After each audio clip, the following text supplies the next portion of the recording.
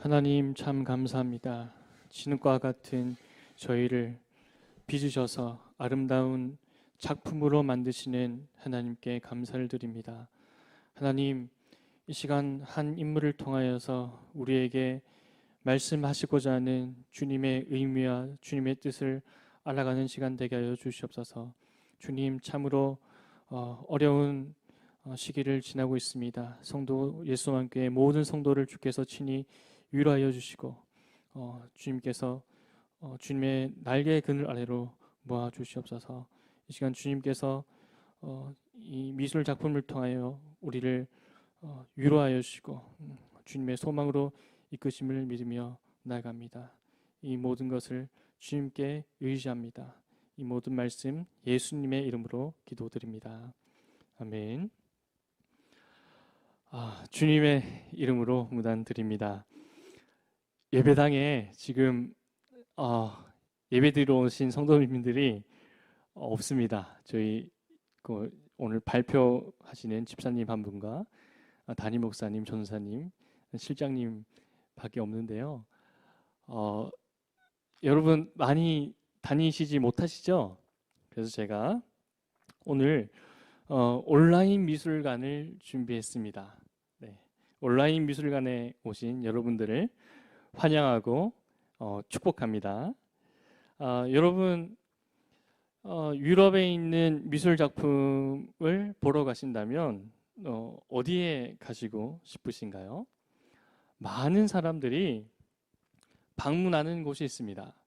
미술 작품 보러 방문하는 곳이 있는데 바티칸 성 베드로 성당을 빼놓을 수가 없습니다. 유럽에 여행 간다면 많은 사람들이 이곳을 방문해서 작품을 봅니다. 여러분 이 작품을 그림으로라도 한 번씩 보신 줄 압니다. 이 작품에 특징이 있습니다. 여러분 어깨를 한번 보시면요, 마리아 어머니의 어깨가요 예수님 어깨보다 더 넓습니다. 왜 넓을까요?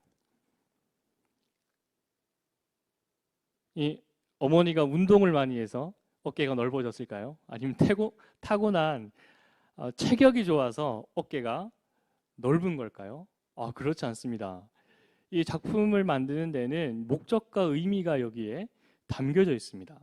의도적으로 이 마리아를 예수님보다 크게 만들었습니다.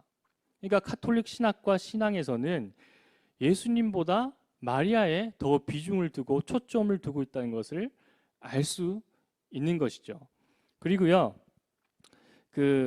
지금 예수님이 마리아 품에 안겨져 있잖아요. 근데 이 평평한 마리아의 무릎은요, 제단을 의미합니다. 이 성찬을 나누는, 떡과 잔을 나누는 제단을 의미하고, 한쪽 손으로 마리아가 예수님을 꽉 잡고 있죠. 이거 성체를 잡고 있는 것을 의미합니다. 그리고 다른 한 손은 지금 나눠주는 듯한 손짓을 하고 있죠. 성모 마리아가 예수님을 꽉 붙잡고 나눠주는 그런 이 그림이, 그런 신학이 이 피에타 작품에 녹아져 있는 것이죠. 여러분, 종교개혁이 1517년 일어났습니다. 루터가 천주교회를 보면서 이건 아니다, 이건 정말 썩었고 이 고름을 터트려야 된다 라고, 그 고름이 점점 무르익어갈 쯤에 이 바티칸에 있는 성 베드로 성당에는 많은 작품들이 만들어졌습니다. 그 목적은 천주교회의 신앙을 전파하기 위해서 많은 작품들이 만들어졌죠. 우리가 알고 있는 많은 천주교 화가들이 있는데요, 거기에는요 천주교 신학과 신앙을 담아서 작품을 다 만든 것이죠. 개신교 화가도 개신교의 신앙을 담아서 작품 활동을 합니다. 많지 않지만 이 개신교 화가들이 있는데요, 이 개신교 화가들은요 천주교의 화가들하고는 상황이 좀 달랐어요. 일단 개신교회는 가난했습니다. 그리고 종교개혁을 하다 보니까 비싼 돈을 주고 화가를 섭외해서 이 작품을 이곳저곳에 그리지 않았고 조각상을 교회는 구입하지 않았어요. 그래서 개신교 화가들은 천주교 화가들에 비해서 가난했습니다.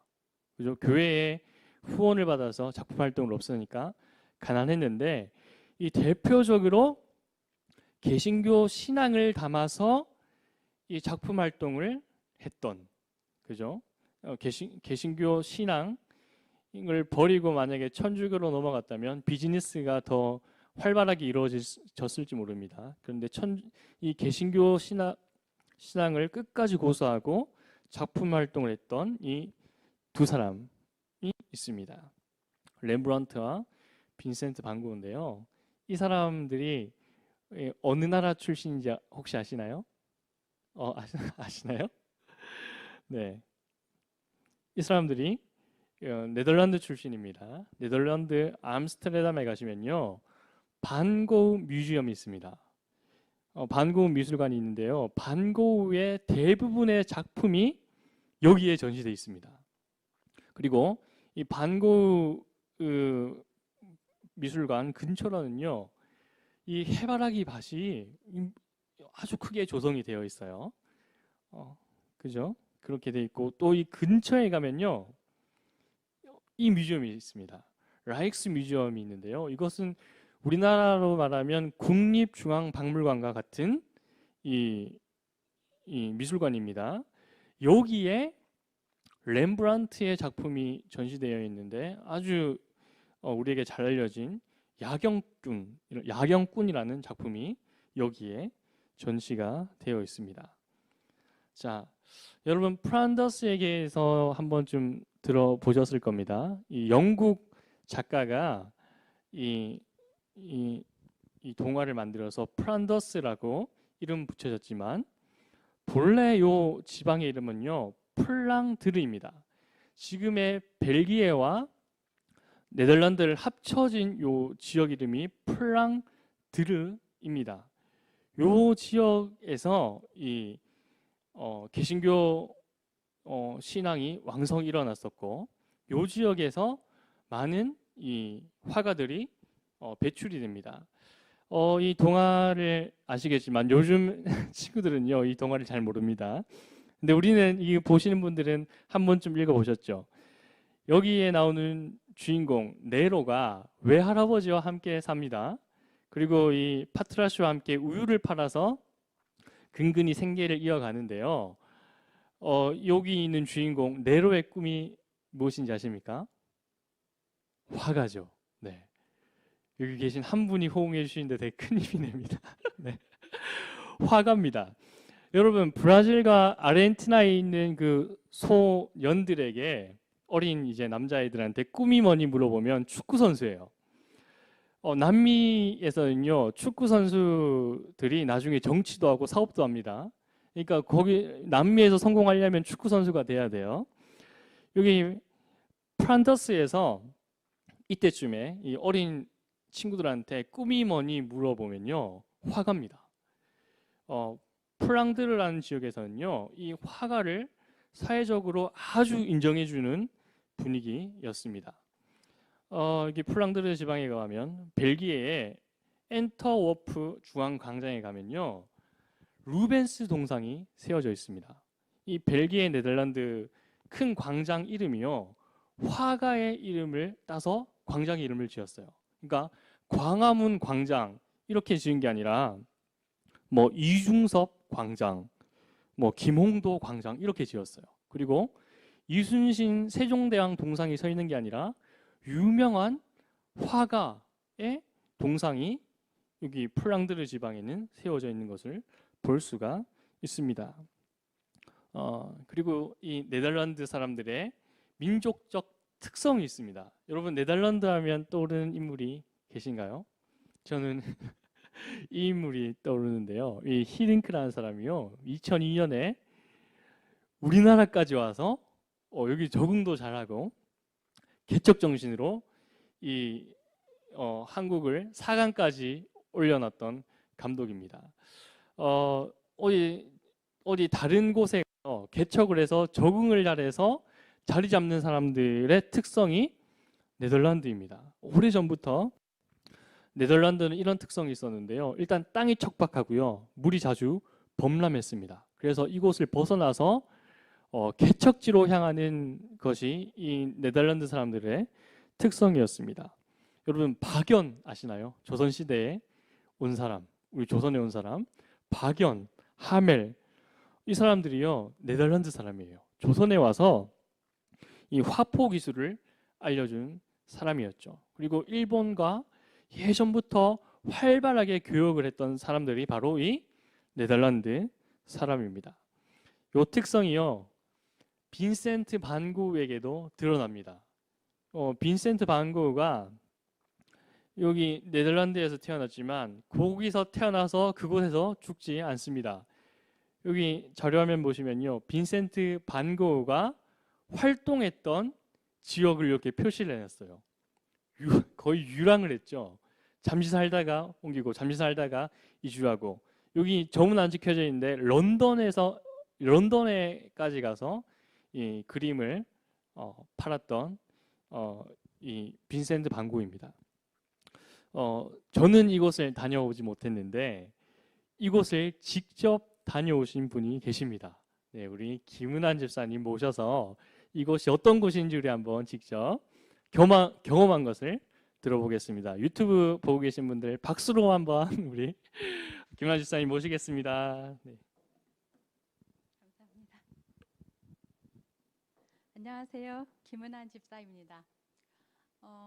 뭐 저보다 여행을 더 많이 하신 분들도 있을 거고 또 그림에 대해서 더 많이 아시는 분도 계실 줄 믿습니다.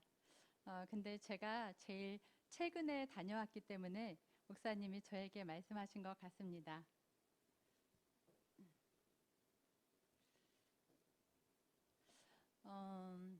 처음에는 여행에 대해서 말씀을 나누고 싶은데요.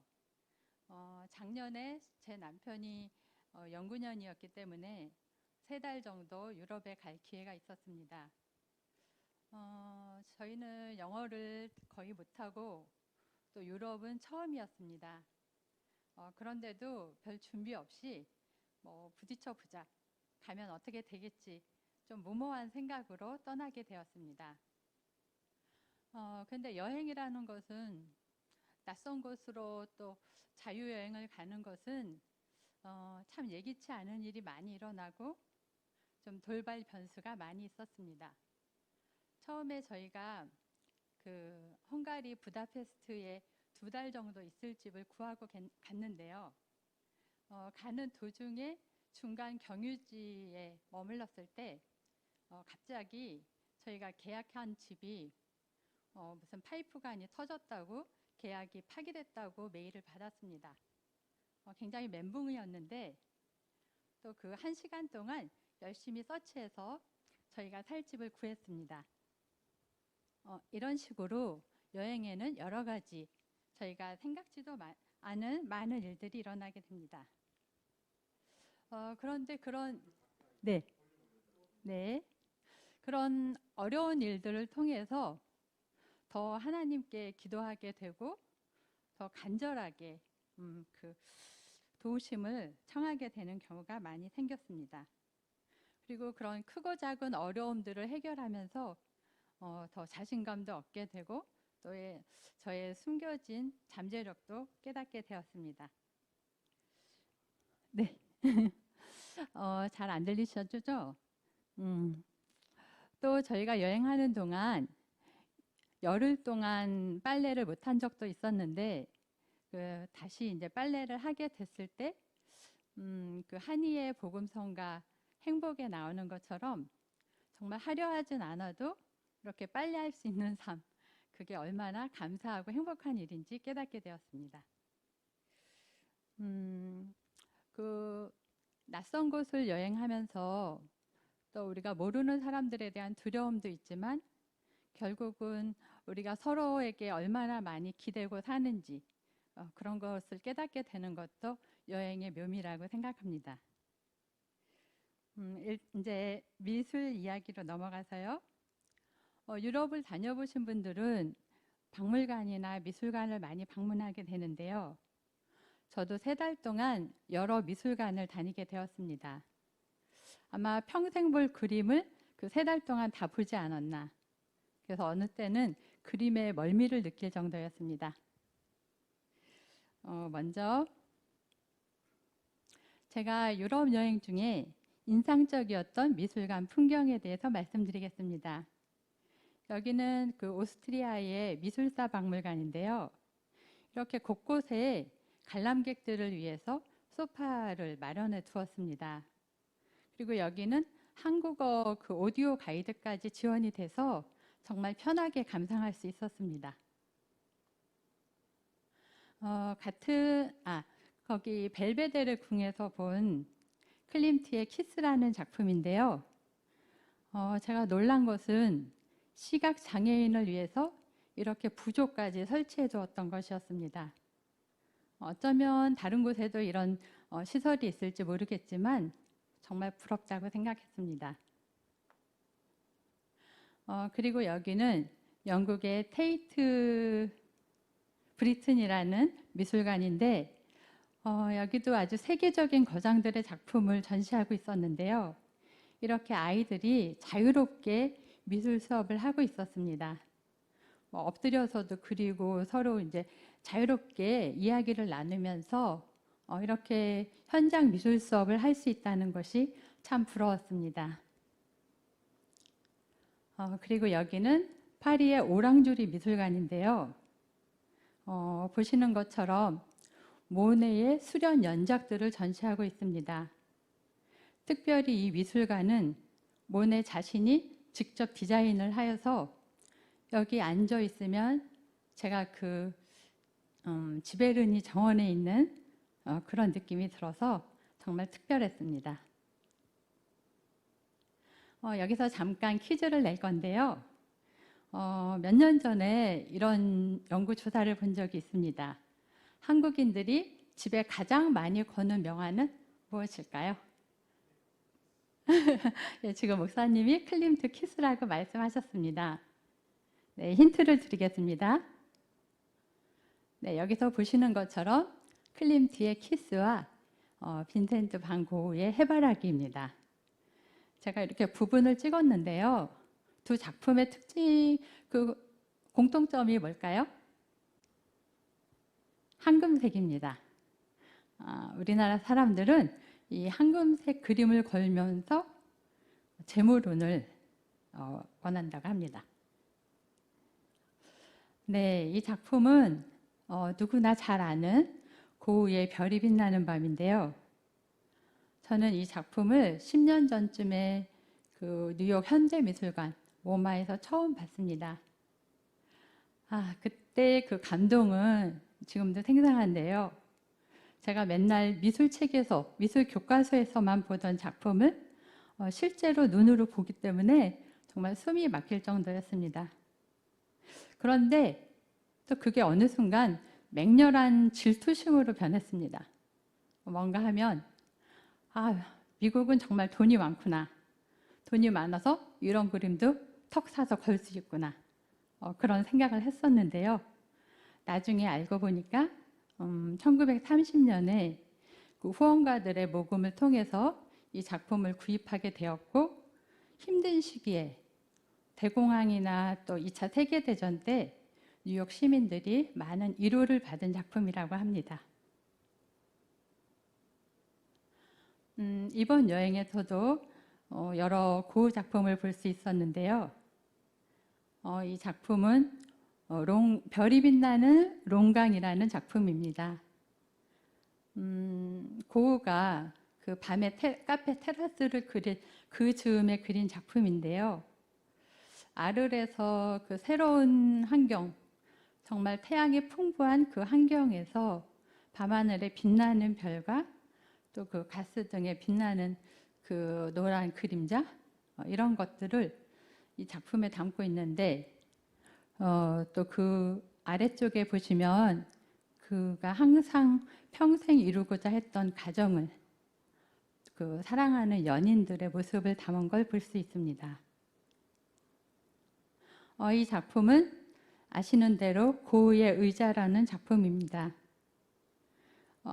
그가 고갱을 기다리면서 그 아르레 노란 집을 꾸미면서 고흐의 의자와 고갱의 의자를 그렸는데요. 이 작품을 보면 이 빈센트는 그 노란색, 그저 노랑이 아니라 빈센트 노랑이라고 할 정도로 아주 황금색에 가까운 노랑을 씁니다. 그에게 노란색은 생명을 뜻하고 어떤 기다림과 환희, 그에게 그 어떤 그의 그 우울한 삶에서 어떤 희망 같은 것을 나타내기 위해서 노란색을 쓰는데요. 이 작품에서도 고갱을 기다리면서 그가 얼마나 기쁘게 기대하고 있었는지를 알 수 있습니다. 이 작품은 사이프러스가 있는 밀밭이라는 작품입니다. 그는 해바라기만큼이나 밀밭과 또 이 사이프러스, 삼나무를 많이 그렸는데요. 이 작품은 똑같은 대상을 그렸는데 또 하나의 그 메트로폴리탄에 있는 작품도 있습니다. 그런데 좀 많은 색상의 차이가 있는데요. 제가 본 영국의 내셔널 갤러리에 있는 이 작품은 훨씬 더 서정적인 색채를 표현했고 그 하늘의 그 뭉게구름, 막 뭉게뭉게 피어오르는 구름을 고유 특유의 화법으로 그림으로 인해서 누워서 이 하늘을 보고 있으면 얼마나 평화로울까 그런 생각을 가졌습니다. 물론 삼나무는 그에게 또 죽음의 이미지도 있지만 저는 이 작품 앞에서 오랫동안 감상했습니다. 네, 고흐는 아시다시피 모델료를 지불할 정도의 돈이 없을 만큼 가난했기 때문에 자화상을 많이 그렸습니다. 수많은 자화상이 있지만 이번에 제가 본 이 자화상은 근데 모든 자화상은 그 고흐 특유의 눈빛 때문에 보는 사람으로 하여금 강렬한 인상을 줍니다. 그는 언제나 진지하고 엄숙한 모습으로 자화상에 표현되어 있는데요. 이 자화상을 보고 있으면 그가 평생 얼마나 고독했고 또 사랑을 갈망했고 어떤 사람들에게 정에 굶주렸는지 그리고 그림을 통해서 끝까지 자신을 구원하고자 했던 그의 염원을 볼 수 있습니다. 이 사진은 제가 피렌체에서 비 오는 날 저녁에 찍은 것인데요. 이 장면을 보면서 고흐를 생각했습니다. 이 작품은 제가 좋아하는 고흐의 씨 뿌리는 사람입니다. 물론 보고 고흐가 그린 밀레의 씨 뿌리는 사람도 있지만 저는 이 작품을 더 좋아합니다. 그는 그 씨 뿌리는 농부처럼 캔버스라는 그 밭에 언제 자랄지도 모르는 자신의 꿈과 열정을 뿌린 사람이었습니다. 수많은 냉대와 멸시 또 거절에도 그리고 육체의 질병과 절망 가운데서도 씨 뿌리기를 멈추지 않는 사람. 그래서 결국 우리 가슴에 빛나는 별로 남은 사람 빈센트입니다. 네, 목사님 다음에 이어주세요.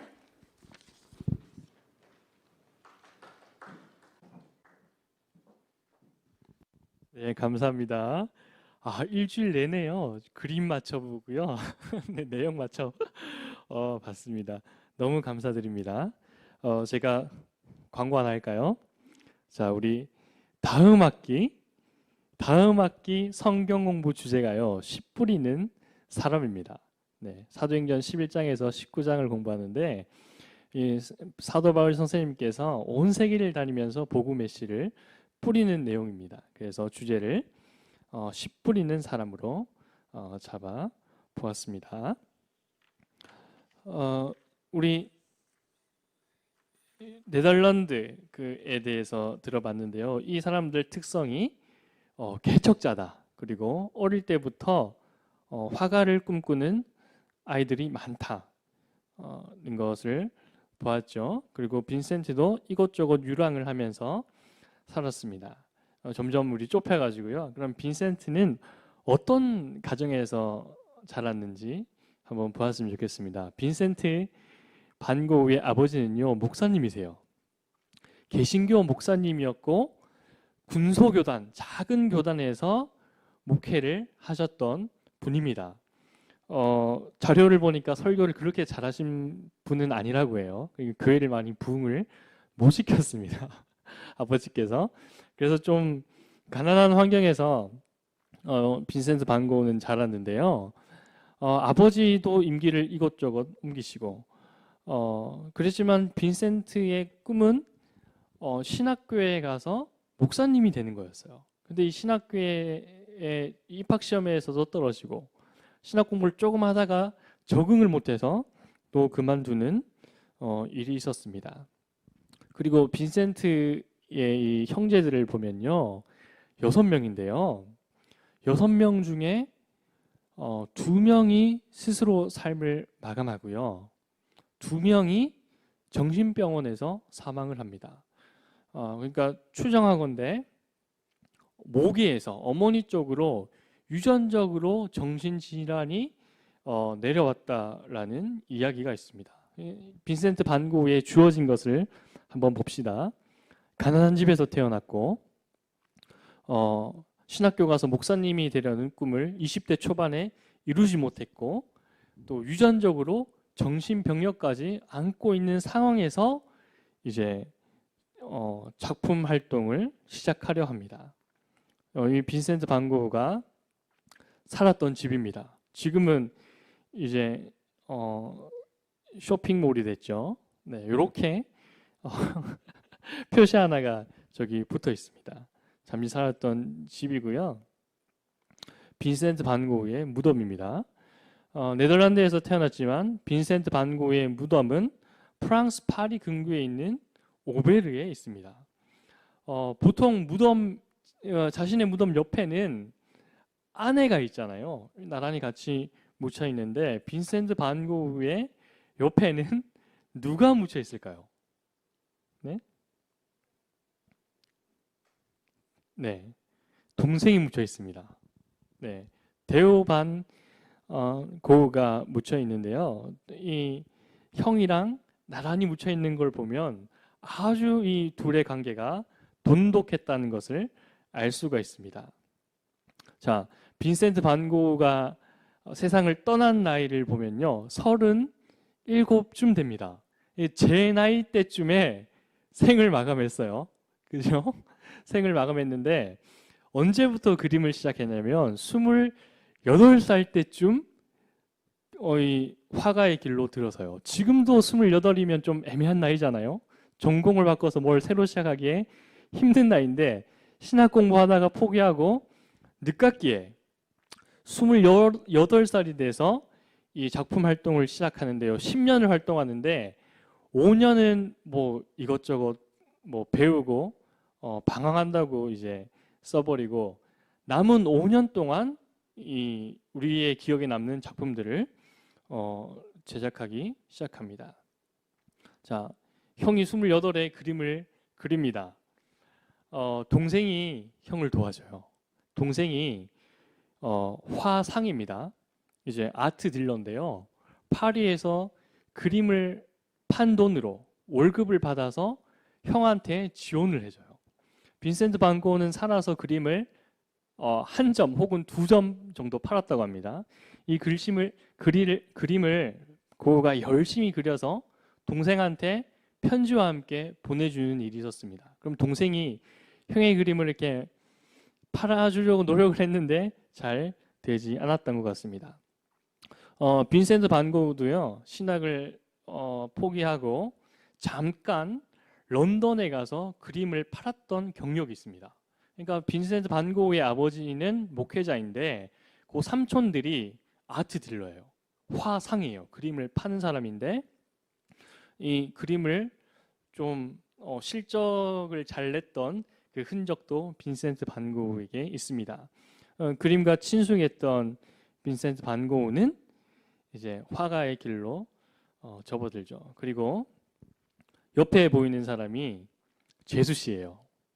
네, 요한나 붕어가 아니라 봉어입니다. 요한나 봉어고요. 그리고 밑에 그 안고 있는 아기가요, 동생 테오의 아들입니다. 이 동생이요, 아들을 낳았어요. 아들을 낳았는데 형 이름을 따서 똑같이 지어요. 그러니까 이 동생이 형을 그만큼 좋아했다는 거예요. 테오가 아들을 낳았어요. 결혼을 했습니다. 이제 더 이상 형을 도와줄 형편이 안 되는 거예요. 그죠? 이 제수 씨가 남편이 형 도와주는 것 때문에 이 트러블도 있었어요. 이제 결혼도 한 사람이 애도 낳았는데 월급을 형한테 보내준다니, 이 말이 안 되잖아요. 이 좀 갈등이 있다가 이 테오가요, 형한테 이 보내주는 생활비를 끊고 나서 얼마 뒤에 빈센트 반 고흐는 세상을 떠납니다. 안타깝죠. 그리고 빈센트 반 고흐가 이 조카가 태어났는데 돈이 없잖아요. 내복 한 벌이라도 사줘야 되는데 돈이 없으니까 그림을 그립니다. 아몬드 꽃 피는 나무라는 그림을 그려서 선물로 조카에게 보내줍니다. 빈센트 반 고흐가 그린 그림 중에요, 이렇게 밝은 그림이 없습니다. 이렇게 빈센트 반 고흐가 이렇게 아몬드 꽃 피는 것을 그렸죠. 이렇게 활짝 펴서 잘하다오라는 의미로 조카에게 보내줍니다. 이 나무를 그려줬잖아요. 무럭무럭 잘 자라다오, 활짝 펴다오 라는 그림을 받은 조카 빈센트 반 고흐가요, 나중에 빈센트 반 고흐의 대부분의 작품을 유산으로 받습니다. 이렇게 받을 수 있었던 것은요, 이 제수 씨가요, 이 붕어가, 요한나 붕어가 아주 이 매니저 역할을 잘합니다. 이 반 고흐의 그림을 아무 때나 값싸게 팔지 않았어요. 전시도 잘했고 기획도 잘했고요. 그리고 이 매니저 역할을 잘해서 이 유산으로 또 아들한테 잘 넘겨줍니다. 역시 제수 씨를 잘 만나야 됩니다. 네, 자, 이 반 고흐가 동생에게 보내준 편지가 600통이나 되는데요. 이 600통의 편지도 660통 정도 됩니다. 이 그림도 제수 씨 봉어가 잘 간직했다가 나중에 책으로 펴내요. 그죠? 이 글씨만 쓴 게 아니라 내가 이런 그림을 그리고 있단다 동생아. 이렇게 열심히 그림 잘 그리고 있으니까 나한테 생활비 계속 좀 보내다오라는 이 내용이 이 편지 안에 있습니다. 자, 빈센트 반 고흐가 미술대학을 갔을까요? 그 당시에도 유명한 미술대학이 많았습니다. 빈센트 반 고흐는 미술대학을 가지 않았습니다. 미술 학원에 가서 잠시 배운 게 다였는데요. 오직 독학으로 그림을 배웠습니다. 이렇게 밀레의 그림을 베끼면서 빈센트 반 고흐는 스스로의 이 색깔을 찾아가는데요. 시간이 가면 갈수록 빈센트 반 고흐의 시그니처 컬처가 점점 드러나죠. 파란색, 노란색이. 이렇게 베껴가면서 스스로의 색채를 찾아냅니다. 시간이 가면 갈수록 빈센트 반 고흐의 노란색과 파란색이 더 두드러지게 나타나는 것을 볼 수 있습니다. 네. 그리고 빈센트 반 고흐 하면 또 빼놓을 수 없는 것이 이 자포니즘인데요. 빈센트 반 고흐가 일본 동양화에 또 심취를 합니다. 여기 빈센트 반 고흐가 직접 그린 거예요. 베껴서 일본 여자, 기모노 입은 일본 여자를 그렸고요. 여기 보이는 아저씨는요, 젊은 화가들한테 물감 파는 아저씨예요. 이 아저씨가 물감을 팔면서 물감만 파는 게 아니라 일본에서 건너온 이 그림도 보여주는 거예요. 보여주면서 팔았는데 빈센트 반 고흐는 요 그림을 보고 베낍니다. 그러니까 막연한 일본이 아니라 동양에 대한 이상이 있었어요. 아, 동양은 좀 더 순수하고 밝은 나라구나 라는 게 있었습니다. 그리고 빈센트 반 고흐는요, 파리에서 이 작품 활동을 하다가 이제 지쳤습니다. 거기서 경쟁하는 것도 지쳤고 도시가 변해가는 것에서도 지쳤어요. 빈센트 반 고흐가 이 베껴 쓴 작품들을 보면요, 되게 시골 풍경이 많습니다. 이 도시에 적응을 못하는 거죠. 그리고 빈센트 반 고흐가 살았던 파리의 당시에는요, 이 우리가 잘 알고 있는 탑이 아펠탑이 쌓아가고 있던 시기였어요. 그러니까 도시가 도시화되는 과정과 급격하게 이 도시가 변모하는 모습을 빈센트 반 고흐는 본 거죠. 이것을 보고 아, 나는 도시에 살면 안 되겠다. 시골에 가서 살아야지. 생각하고는 시골에 가서 작품 활동을 하려고 계획을 합니다. 그러다가 파리에서 친하게 지내던 친구가 있는데요. 이 로트렉입니다. 난쟁이, 키가 작은 미술가 아십니까? 지금 여기 앞에 모자 쓴 키 작은 친구가 로트렉이고요. 건너편에 이 팔레트를 들고 있는 사람이 빈센트 반 고흐예요.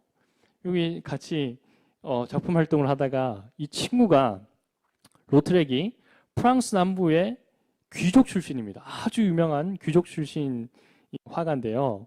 빈센트 반 고흐에게 추천해줘요.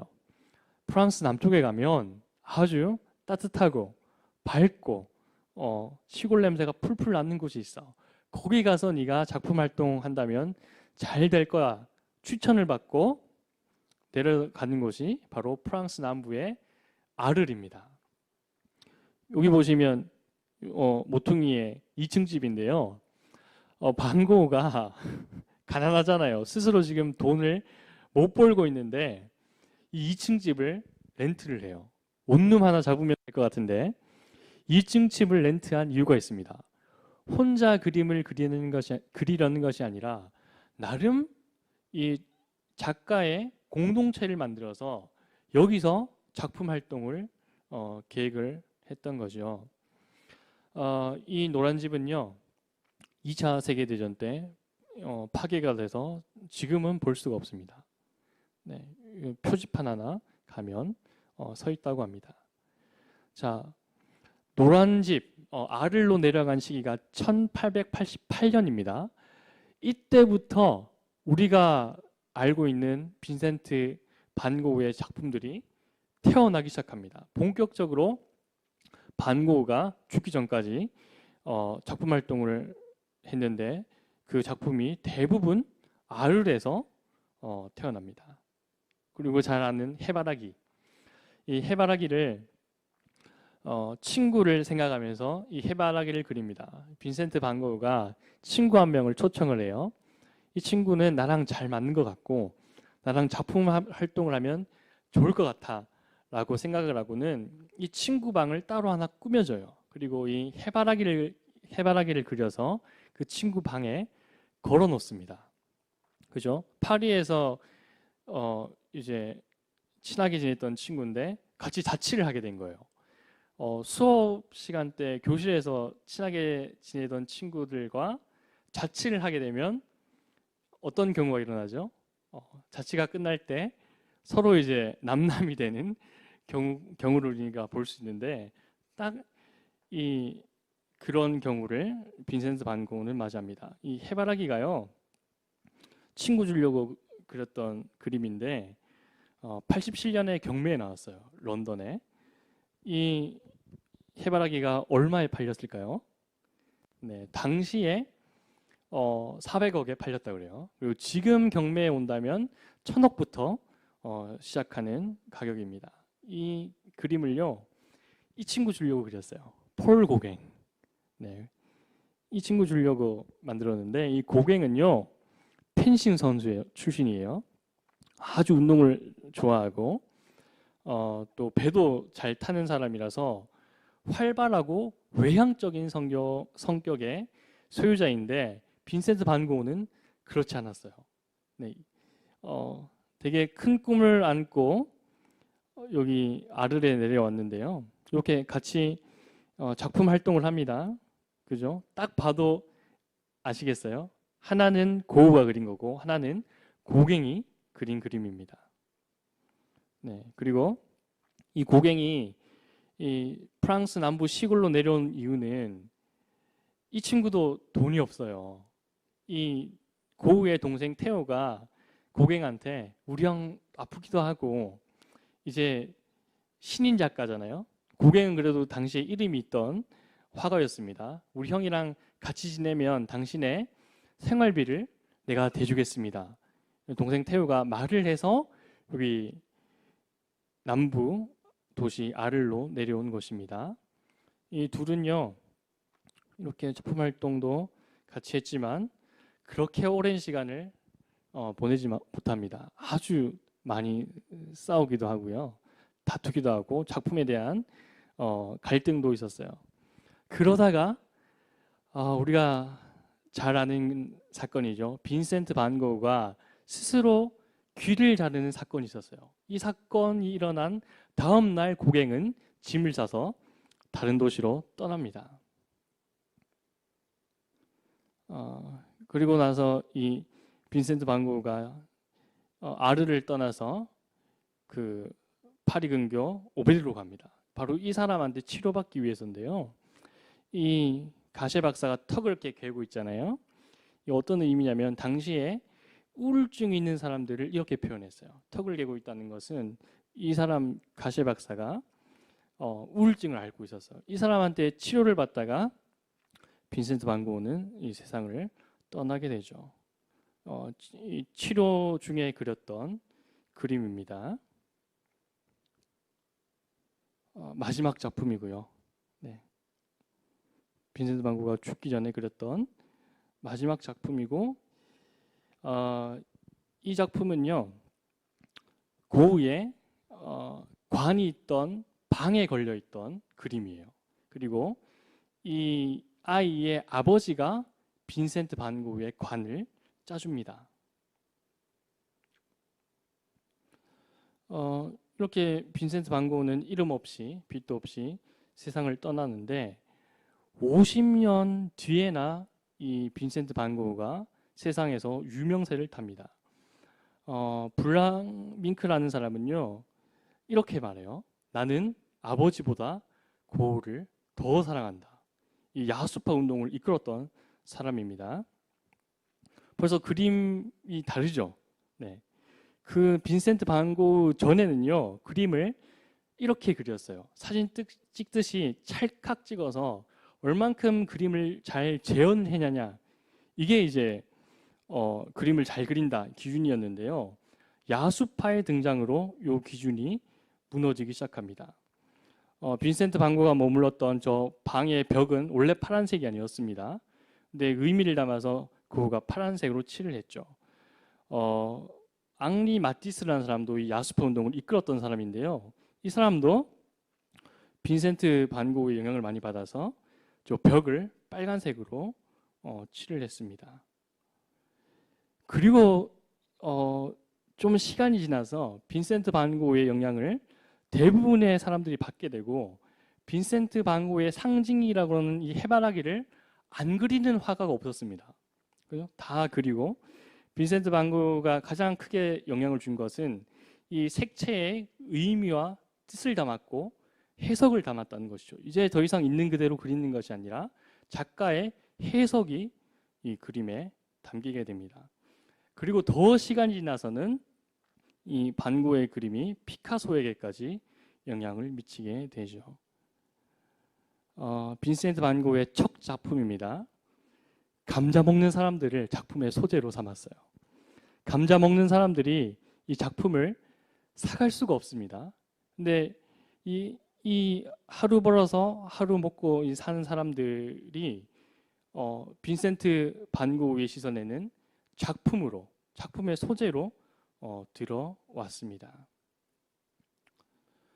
반 고흐도 힘들고 가난하게 살았는데요.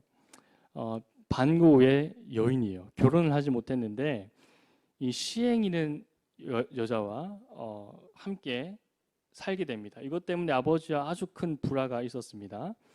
율라가에서 일하는 여성이었고, 이 옆에 보면 이 시행 옆에 식구들이 많죠. 다 이제 시행 자녀들이에요. 그리고 어머니까지 모시고 사는 이 여자를 빈센트 반 고흐가 사랑하고 결혼을 하려고 합니다.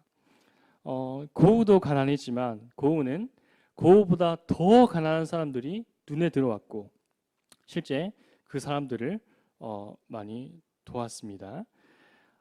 반 고흐의 귀를 보면요, 정신질환으로 귀를 잘랐다 이렇게 대부분 알고 있는데, 반 고흐의 귀라는 책이 나왔습니다. 그 사람의 해석을 들어보면 반 고흐는 이 귀를 왜 잘랐냐, 이 450페이지의 두꺼운 책인데 이 버나던 머핏이라는 사람이 이 반 고흐의 귀를 추적하기 시작합니다. 추적하면서 이 귀를 잘라서 창녀에게 주었다라고 알고 있는데, 이 버나던 머핏이 추적을 해보니 이 귀를 잘라서 받은 그 사람은 창녀가 아니라 광경병을 앓았던 소녀인 거예요. 이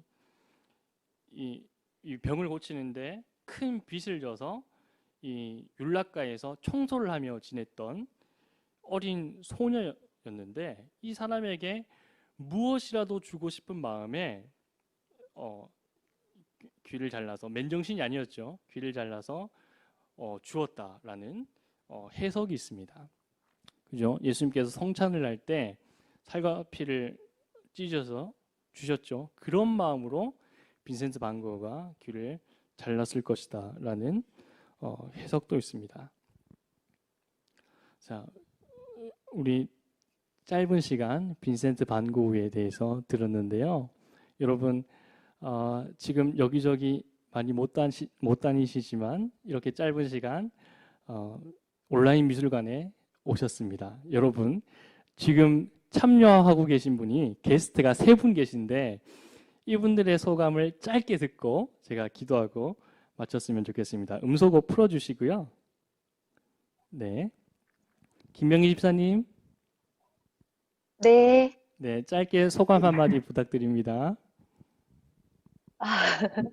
저기 진짜 유럽 가서 그 고흐 미술관 보고 온 것 같은 그런 느낌이고요. 너무 좋았어요. 잘 들었고요.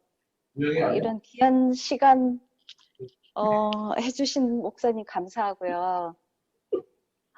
정말 뭐라고 진짜 김은환 집사님 설명도 너무 좋았고, 진짜로 제가 여행 갔다 온 것 같은 그런 기분이었어요. 감사합니다. 네, 감사합니다. 네, 이경희 집사님. 네, 안 들리시나요? 잘 들립니다. 한 말씀 들려요. 부탁드릴게요. 김은하 지사님의 여행 경험으로 설명 너무 잘해주셔서 도움이 많이 되었고요. 또 차 목사님을 통해서 빈센트 반 고흐의 삶을 알게 되는 기회였던 것 같습니다.